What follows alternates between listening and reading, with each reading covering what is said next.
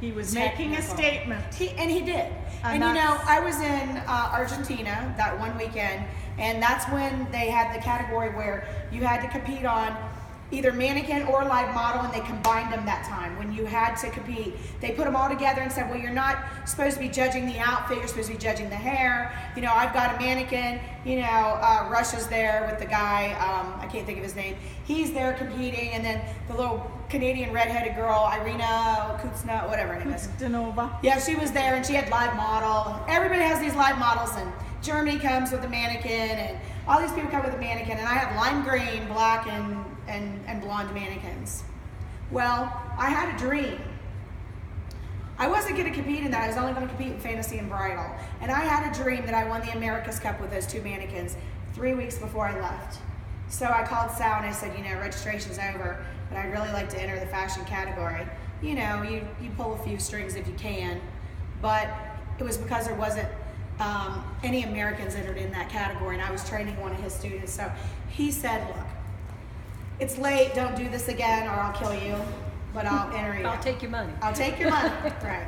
So I went over there competing against live model and won on a mannequin. So when there's a feeling, and I get these feelings, I'm not gonna say I'm ESPN. No. ESPN, no, get it? Yeah. I'm not gonna say that, but I think there's a time and a place for everything. Yes. And it all follows under a certain path and a certain pattern and a certain feeling. When I took that hairpiece to Malaysia on Michelle, I put it on her in her room so nobody would question me back in the back, because they knew if she came in like that, they knew there was going to be a hairpiece. Did I cheat? No, it said I could use hairpieces. Did they say anything about, oh, how many you could use? Absolutely not. So I have a tendency of kind of stepping across the line just a little bit. But the one thing Gary Bray taught me was, he made a hairpiece that was made out of hair, and at the time it said ornaments could be used, but it didn't say, this is how it came in now, why you're not allowed to make ornaments out of hair for first categories. We won the world championships with ornaments made out of hair. And everybody questioned him, and all he said was, it doesn't say I can't. So that's how I learned that part of it all. So today, yeah? Why would they do that if you didn't have hair? Because in the rules it says ornaments cannot be made out of hair.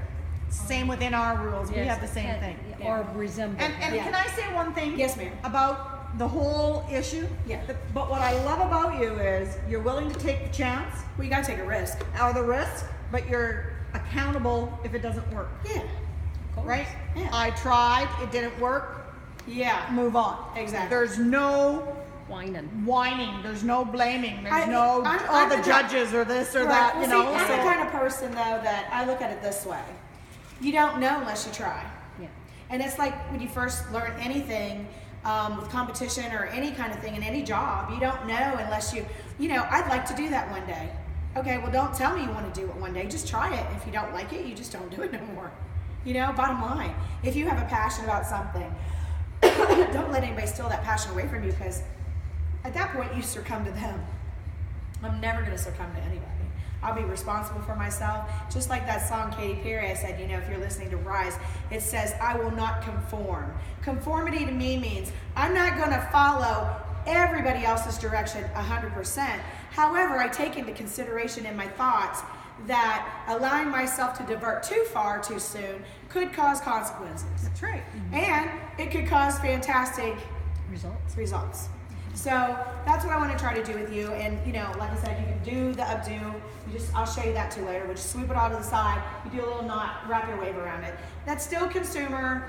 Doesn't have enough texture. I would put some curl in it, just a couple little places to be consumer. However, this will be consumer. There's no line and design about it. So this would be what we would do for day 2. Day 2. Okay. In the morning. Okay. Yeah. And I would say that this mannequin, you know, when you take them down from bridal, because you have all this under here, when you section this off, you're really going to have to round brush that, because I was fighting with it because of all that braiding underneath. It was wanting to go in 6,000 different directions. So that's kind of where I'm at with this. You'll repeat, again, anything you do in the front of the head, you repeat in the back of the head. So if you're doing braiding in the front, you're doing braiding in the back. If you're weaving in the front, you just braiding's fine. It's all that same sort of individual texture. If you're doing your stuff here in the front, make sure from the angles that you're at, you have balance in the way the movement is with the same textures in different directions. That's not just because this is negative space under here, why we have the curl there. It is negative space, however, it balances with the back of the head when you're doing your day style. Like that. That was good, wasn't it? Okay, so basically we have 1, 2, 3 sections in this. You did 1, 2, 3, 4, 5 sections or 6 sections in your bridal, and that was 5 minutes less time. You would repeat the same bun on the back neckline, and we'll get into that when we get there. I'm going to take this front bun down, and I want you to look at the sections, again like we did yesterday, and then I want you to section your heads, and then I'm going to go through and do it step by step. I just broke a necklace and put it on here for ornamentation because I thought it was cool. I love the idea of the chains. You know, now everything, even with Trend Vision, there's clippies, there's bobby pins, there's all kinds of stuff. If you do an ornament and you want it to look really cool, if you look at Russia's ornaments they did in Prestige, those were all, some of them were hair, but some of them were, you know, the cording that you can buy at a fabric store that wraps around the edges of pillows. They sell it in every color possible, but it's not hair. You follow me? Some of it's already twisted. All you do is, it looks like Zulu knots. I would go back to Zulu knots from the 70s, 80s that we used to do. When you see what Maxim did with the, you know, the pieces with the rubber bands around it, I would do some Zulu knots, and then on some of that, have some pieces that shoot up with rubber bands on it to give that same kind of where it looks like hair, but it isn't hair. Because see, in Prestige, you can use hair pieces. However, in this one you can't, but you can still get that same look by using fabric. Then on your outfit, do a shoulder with that same kind of fabric textural treatment that looks like your ornamentation in your head. And I wish this was last night, laying in bed. Otherwise, I'd have some to show you. But they sell it. You can order it on eBay. It's cording, and it's satin cording, and it's round. You can twist it and make Zulu knots out of it, or you can buy the kind that's already double twisted like a rope braid.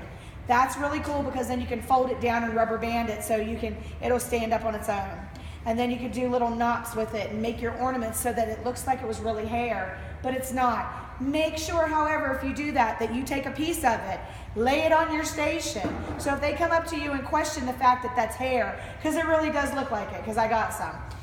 If they say it's hair, say, no, it's this, and you can show it to them. Because that would be the wise men, not the judges. Yeah.